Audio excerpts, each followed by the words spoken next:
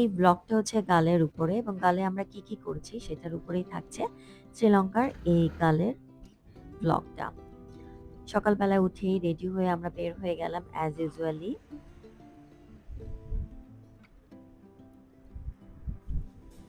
আমরা গালেতে যাওয়ার আগে মিরিসাতে একটা রেস্টুরেন্টে বসলাম মিরিসার বিচটা একটু দেখবো বলে। মিরিসাতে অনেকেই থাকেন কিন্তু আমরা থাকিনি। এখানকার বিচটা খুব সুন্দর, পানিটা একটা সবুজ সবুজ আভা রয়েছে, দেখতে খুব ভালো লাগছিল এবং খুব সুন্দর বাতাস হচ্ছিল। এখানে যতই গরম পড়ুক এত সুন্দর একটা বাতাস হয় যে খুব ভালো লাগে। আমরা শ্রীলঙ্কান একটা ডিশ নিয়েছিলাম, খাবারটা খুবই মজা ছিল, কাঁঠালের তরকারিটা তো অনবদ্য ছিল। এরপর আমরা মিরিসাতে আরেকটা বিচের ওই দিকটাতে গেলাম যেখানে হচ্ছে ওই যে নারিকেল আলা একটা বিচের যে ছবি সবসময় আমরা দেখি শ্রীলঙ্কা বলতেই, ঠিক সেই বিচটাই আমরা একটু দেখলাম, কিছুটা সময় এখানে কাটালাম। রোদের ভীষণ তীব্রতা ছিল। আমরা এখন থেকে প্রত্যেকটা জায়গায় একদিনের বেশি আর কোথাও থাকছি না, একদিন করে থাকছি, সুটকেস আনপ্যাক করছি, আবার প্যাক করছি, বের হয়ে যাচ্ছি। কিছুটা দৌড়ের উপরেই বলা যেতে পারে। এবং অনেকেই মনে করেন যে সারাদিন বাইরে থাকবো।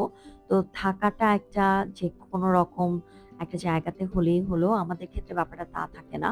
অল্প সময় হোটেলে থাকলেও সেটাকে খুবই আরামদায়ক একটা হোটেল নেই বা খুব সুন্দর একটা হোটেল নেয়া হয় একটু রিসোর্টের মতো যেখানে আপনি কিছুটা রিল্যাক্স করতে পারেন। কারণ এরকম দৌড়ের উপরে ট্রিপ যদি থাকে, রাতের ঘুমটা যদি খুব ভালো মতো না হয়, আপনি টানা বিভিন্ন ধরনের জায়গা ঘুরতে বা দেখতে পাবেন না। কারণ সারাদিন বাইরে থাকলে সকাল থেকে রাত পর্যন্ত রেস্ট কিন্তু হয় না।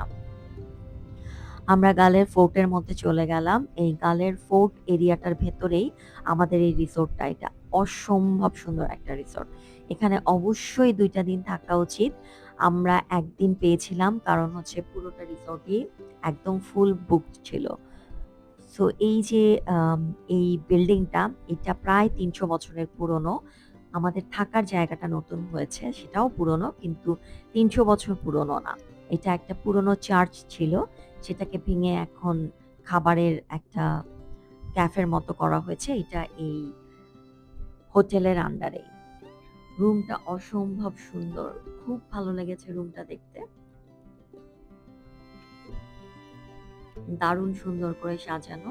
আমরা গালের ফোর্টের মধ্যেই রয়েছি। এই ফোর্টের মধ্যে অনেক ক্যাফে, অনেক রেস্টুরেন্ট রয়েছে, অনেক হোটেল রয়েছে। আমরা এই ফোর্টের মধ্যেই একটা হোটেলের মধ্যে রয়েছি। আমরা এখন ফোর্ট এরিয়াটা ঘুরতে এসেছি, দেখতে এসেছি। গালে ফোর্ট শ্রীলঙ্কার সাউথ ওয়েস্ট কোস্টে। এটা ইউনেস্কো ওয়ার্ল্ড হেরিটেজ সাইটে বেশ একটা অন্তর্ভুক্ত হয়েছে। এটা প্রায় ৪০০ বছরের পুরনো একটা ইতিহাস রয়েছে। প্রথমে এই ফোর্ট পর্তুগিজদের দখলে ছিল, এরপর ডাচদের, সবশেষে ইংরেজদের দখলে ছিল। ইংরেজরা 1796 এ এটা দখল করে। এই ফোর্টের পাশে একটা লাইট হাউস আছে, সেটাও দেখতে পারেন। আমরা যেহেতু আসলে একদিনের জন্য রয়েছি, তাই আসলে অনেক বেশি দৌড়াদৌড়ি করে অনেক কিছু দেখছি না।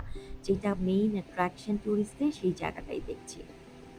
আমরা ফোর্টের এখানে সূর্য ডোবা দেখলাম, অনেকক্ষণ বসে থাকলাম।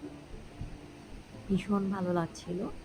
শ্রীলঙ্কা এত সুন্দর যে আপনার প্রত্যেকটা সময়, প্রত্যেকটা জায়গা আপনার খুব ভালো লাগবে। এরপর ফোর্ট এরিয়ার ভেতরে যেই মার্কেট, রেস্টুরেন্ট, বিভিন্ন ধরনের প্লেস রয়েছে সেগুলো আমরা দেখছি। শ্রীলঙ্কা তো তার জেমস্টোনের জন্য বিখ্যাত, এটা সবাই জানেন। সো এখানে বিভিন্ন ধরনের জেমস্টোন দেখতে পারেন। এই জিল্যাটো খুব বিখ্যাত হচ্ছে গালে। গালে আসলে অবশ্যই জেলাটো খাবেন এবং এই দোকানটা থেকেই খাবেন। খুবই মজা ছিল ওদের আইসক্রিম। এরপর এখানে প্রচুর বুটিক স্টোর রয়েছে। নানা ধরনের স্কাল্পচারের শপ রয়েছে, মূর্তির দোকান রয়েছে, আর্টের দোকান রয়েছে, নানা রকম পোশাকের দোকান রয়েছে, ডিজাইনার শপ রয়েছে। সো এটা পুরোটাই ঘুরতে পারেন হেঁটে, হেঁটে। গালে এগুলো সব ৭:৩০ ৮টা মানে মেক্সিমাম ৯টা পর্যন্ত খোলা থাকে।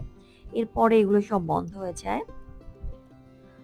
সো আমরা ঘুরলাম, এখানে একটা গ্যালারিও আছে, গ্যালারিটাও দেখতে পারেন। আমরা রাস্তায়, রাস্তায় ঘুরলাম, হাঁটলাম, দেখলাম। বেশ ভালো লাগছিল। কিন্তু একটু গরম ছিল, ভালোই গরম ছিল। পুরো পুরো শহরটাই না, মানে পুরো জায়গাটাই আসলে কি বলবো, ফোর্টের এরিয়াটার ভেতরে কেমন একটা স্বপ্ন স্বপ্ন একটা ইটালিয়ান ফ্লেভার পাচ্ছিলাম আমি। একটা পাস্তা নিলাম, একটা টমেটো স্যুপ নিলাম। এগুলো আমাদের রাতের ডিনার ছিল। আমাদের আসলে একটা ডিশ নিলেই ৩ জনের হয়ে যায়। সেখানে ২ টো আমাদের জন্য বেশি। এরপর ফিরে আসলাম হচ্ছে আমার হোটেলে। সেখান থেকে আমি বারান্দায় দাঁড়িয়ে এই ভিউ গুলা নিলাম। অসম্ভব সুন্দর লাগছিল। কি যে ভালো লাগছিল!